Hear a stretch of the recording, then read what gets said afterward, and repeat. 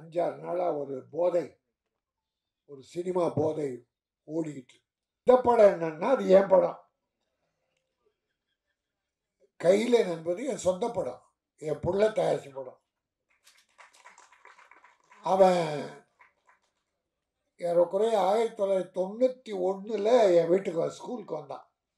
வண்ணாரப்பேட்டையில Kamaraj matriculation ஸ்கூல்னு ஒன்று நடத்துகிறேன்.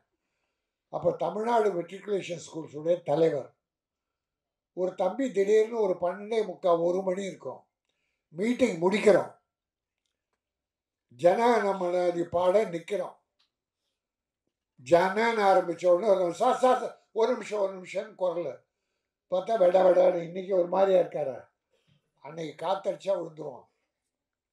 ஒரு 22-23 வயசு இருக்கும். அப்போ என்னப்பா, நான் புதுக்கோட்டையிலேருந்து வர்றேன், அங்கே நர்சரி ஸ்கூல் நடத்துகிறேன், நான் சங்கத்தில் சேர்ந்து பண்ணோம்னா அந்த செக்ரட்டரி என்ன பண்ணார், தேசிய பாட போகிறோம், நிறுத்தி உட்காருங்க அப்படின்னார். நான் சொன்னேன், இருப்பா, ஒரு புள்ள புதுக்கோட்டையிலேருந்து வந்திருக்கு, பஸ்ஸர் எவ்வளோ சிரமப்பட்டு எவ்வளோ ஆர்வம் வந்திருக்கான், ஜனகணமன பாடினான்னா அந்த தம்பி பேசிட்டு அப்புறம் பாடலாம் அப்படின்னு தம்பியை பேச விட்டா தீப்பொறி மாதிரி பறந்துட்டான். பேச்சு தீப்பொறி மாதிரி பறந்துருச்சு. அன்னைக்கு வச்ச இவன் சாதாரண ஆள் இல்லை, பெரிய ஆள். அதுல இருந்து முயற்சி உழைப்பின் சிகரம் அவன். இன்னைக்கு படம் எடுத்துட்டு நம்பிக்கையோட டைரக்டர் கையில் கொடுத்துட்டான்னா, என் சகோதரர் தனஞ்சயன் கூட சொன்னார், அவனுக்கு ஈக்குவலாக ஒரு மனுஷன் வர முடியாது சார். தைரியத்தில் திராவிட வறுமையில் வாடி வளர்ந்து கொஞ்சம் பணம் சேர்த்த உடனே கொஞ்சம் தான் திராவிட விழிப்புணர்ச்சி கழகம் ஒரு கட்சி ஆரம்பிச்சிட்டான். நர்சரி ஸ்கூல் ஒரு பக்கம், ஒரு கட்சி ஒரு பக்கம், செலவு அப்படி ஒரு செலவு முடிச்சுட்டு அதுக்கப்புறம் நான் தான் சொன்னேன், தம்பி வேணாம், கட்சி தனியாக நடத்தாத, ஒரு கட்சியில் போய் சேர்ந்துரு, இருக்கிற கட்சியில்னு சொல்லி பாரதிய ஜனதாவில் சேர்த்து விட்டேன். மயிலாப்பூரில் ஒரு விழா நடத்தி அதில் ஜாயின் பண்ணான், இணைப்பு, கட்சி இணைப்பு. பிறகு பாரதிய ஜனதாவில் துணைத் தலைவர் கொடுத்துட்டாங்க. இன்ட்ரெஸ்டிங்காக இருக்கும், அதனால் சொல்கிறேன். அவன் ஒரு பெரிய கேரக்டர், தஞ்சையன் ஒரு பியூட்டிஃபுல் கேரக்டர், அவன் சாதாரண ஆள் இல்லை. பாரதிய ஜனதாவில் வேகமாக இருந்து எல்லாரோட நல்லா பேர் எடுத்துகிட்டே வந்தான். புதுக்கோட்டையில் ஒரு கல்யாணம், பாரதிய ஜனதாவின் துணைத் தலைவராக இவரை கூப்பிடுறாங்க. இன்னைய முதல் அமைச்சர், அன்னைக்கு எதிர்கட்சி தலைவர் தளபதி மு.க. ஸ்டாலினும் போறார் இந்த கல்யாணத்துக்கு. அவர் பேசுறதுக்கு முன்னால இவன் பேசுறான், தம்பி பேசுறான்.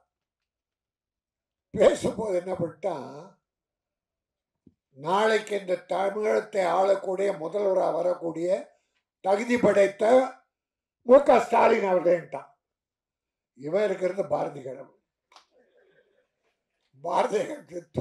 பாரதிய ஜனதா கட்சியுடைய துணைத் தலைவர். அவரு திமுக எதிர்கட்சி தலைவர் சட்டமன்றத்தில்.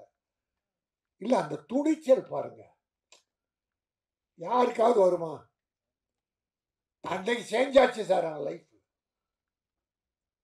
உடனே பாரதிய ஜனதா என்ன பண்ணுவாங்க, நீக்கிட்டாங்க. 2வது நாள் போன் வருது, நீ வந்து என்ன பாருன்னு மு.க. ஸ்டாலின் கூப்பிடுறாரு.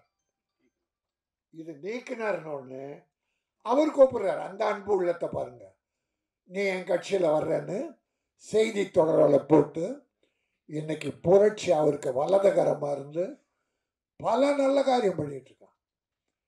நீங்கள் டிவி பேட்டியில் பார்த்தீங்கன்னா மேக்சிமம் முதலமைச்சருக்கும் தமிழக அரசு சாதனைகளை எடுத்து சொல்றதுல அவ்வளோ போல்டாக சொல்லிட்டு இருப்பான். இவன் அந்த 2001 என் கூட இருந்தப்போ நான் படம் எடுத்துக்கிட்டு இருந்தேன். நம்ம ஒரு மாதிரிமா சின்ன போய் கெல்லாது தங்கமான தங்கச்சி, அப்போ கூட ஷூட்டிங்லாம் வருவான். அன்னைக்கு என்னையே ஒரு மெம்பர் ஆக்குங்க, படம் எடுக்கணும்னா.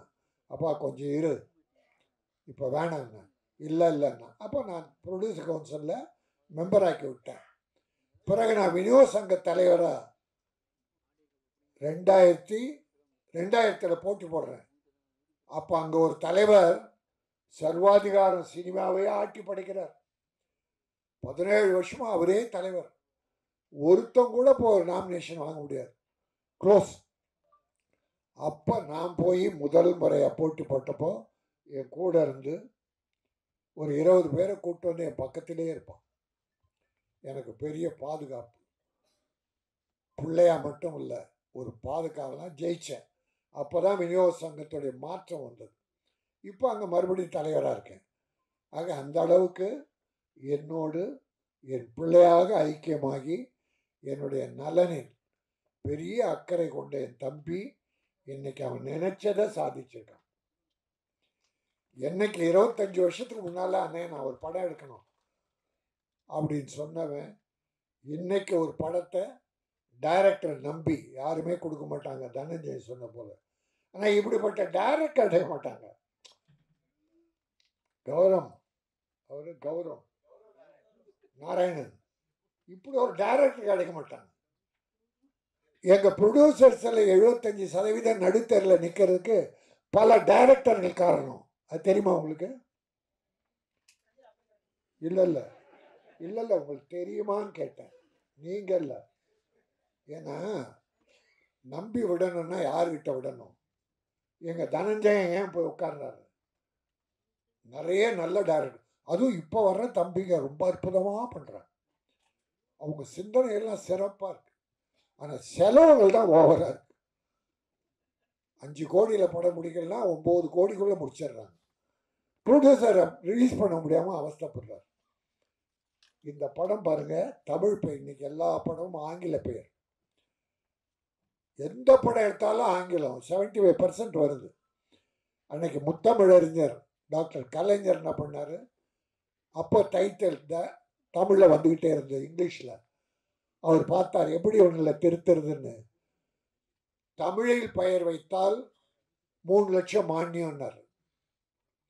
சார் எல்லாரும் தமிழுக்கு வந்துட்டாங்க சார், இங்கிலீஷ் காணும் சார். இப்போ இன்றைக்கி பார்த்தா 75%, 75% ஆங்கிலத்தில் பெயர் வைக்கிறாங்க. ஆனால் அருமை சகோதரர் அஜித் ஒரு அற்புதமான தமிழ் பெயரை, அதாவது திறமையானவன், நேர்மையானவன், இந்த கையிலே நண்பருக்கு பொருள், நிறைய நல்ல பாசிட்டிவான அர்த்தங்கள் அப்படி வைக்கணும். கம்பராமாயணத்தில் திருக்குறளில் இருக்கு, நிறைய தமிழ் பேர் இருக்கு. அதை விட்டுட்டு ஆங்கிலத்தில் பெயர் வைக்கிறாங்க. ஆனால் அந்த இயக்குனரை பாராட்டுகிறேன், நீங்கள் வெற்றி பெறுவீர்கள். இந்த சிறு முன்னோட்டம் காட்டிவிட்டது. ஒரு ஆங்கில படத்தை எப்படி எடிட் பண்ணி காட்டினமோ அந்த மாதிரி காட்டியிருக்கீங்க. அது ஒரு கிரைம் சப்ஜெக்டா, த்ரில்லரா, ஏதோ ஒன்று. ஆனால் interesting. Music, recording first class, editing first class, camera first class, எல்லா ஃபஸ்ட் கிளாஸும் இருக்கிறதால மக்களும் ஃபஸ்ட்டு சாய்ஸாக தேட்டருக்கு வருவாங்க. இன்றைக்கி எவ்வளோ நல்ல சின்ன படங்கள் வெற்றி பெறுது, பெரிய படங்கள்லாம் தோல்வி அடையுது.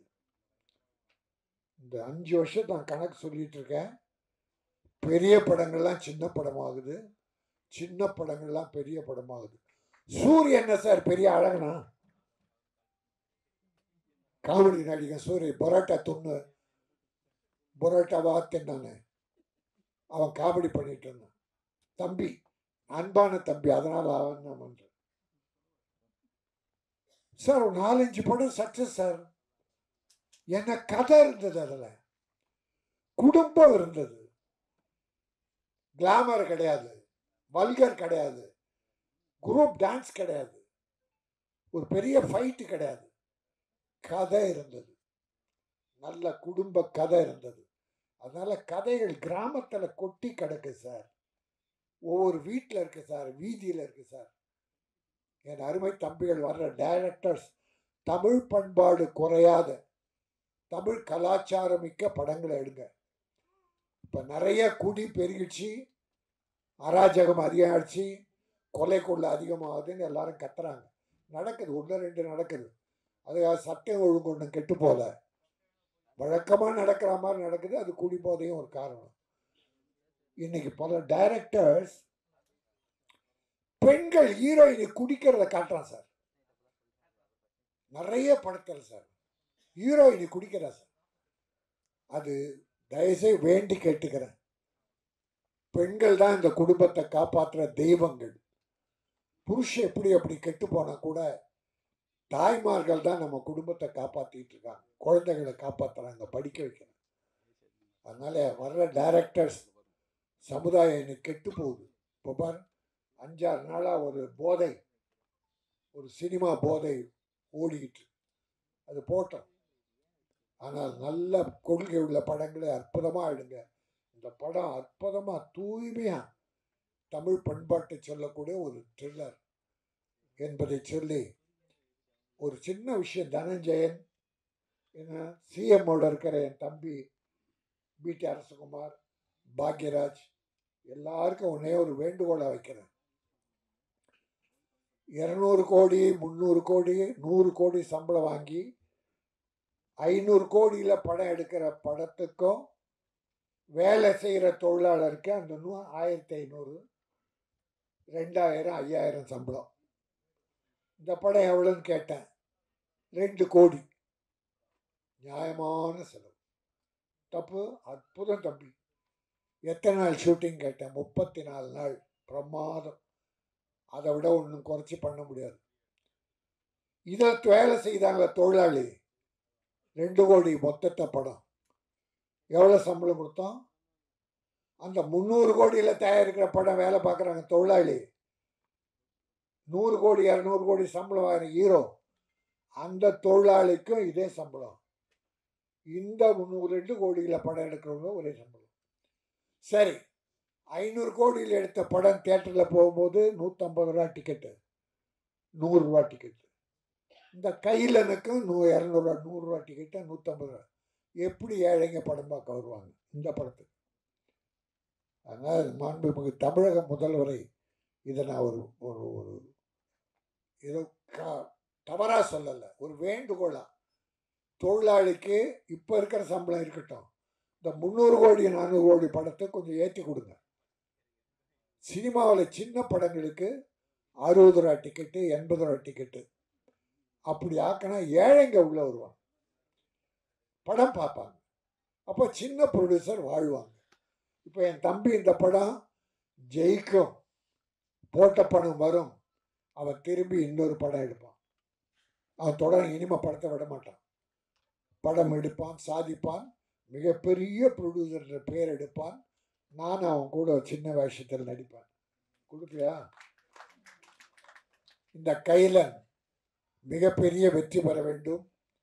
இதில் நடித்தவர்கள் பாருங்க, நிறைய படத்தில் ஹீரோயினிங்க வரவே மாட்டாங்க ஆடியோ ஃபங்க்ஷனுக்கு. இதில் நடித்த நடிகெல்லாம் வந்திருக்காங்க. உங்களை நான் வாழ்த்துகிறேன். போகணும், படம் நீங்கள் நடித்த படம்னா அந்த ப்ரமோஷனுக்கு போகணும். ஹீரோயின் நான் போக மாட்டேன், அதுக்கு பணம் கேட்குறாங்க சார். சம்பளம் வாங்குறது டப்பிங் முன்னால் சம்பளம் வாங்கிடுறான். ப்ரொடியூசரை கேடு கட்டாலும் பரவாயில்ல, எனக்கு நீ டப்பிங் முன்னால் பணத்தை விட்டுன்னு வாங்கிடுறான். ப்ரொமோஷன் கூப்பிட்டா அதுக்கு 5 லட்சம் 10 லட்சம் கேட்குறாங்க. இந்த அக்கிரமெல்லாம் ஒழியணும், நல்லது நடக்கணும், சினிமா செழிக்கணும், ஆடியன்ஸுக்கு நல்ல படங்களை கொடுக்கணும். அந்த வரிசையில் கைலன் மிகப்பெரிய வெற்றி பெற்று சாதனை படைக்கணும். என் தம்பி பிடி அரசகுமார் அரசியல்வாதியாக மட்டுமல்லாமல் ஒரு நல்ல தயாரிப்பாளர்கள் வளரும். என்னுடைய வாழ்த்துக்கள். நன்றி, வணக்கம்.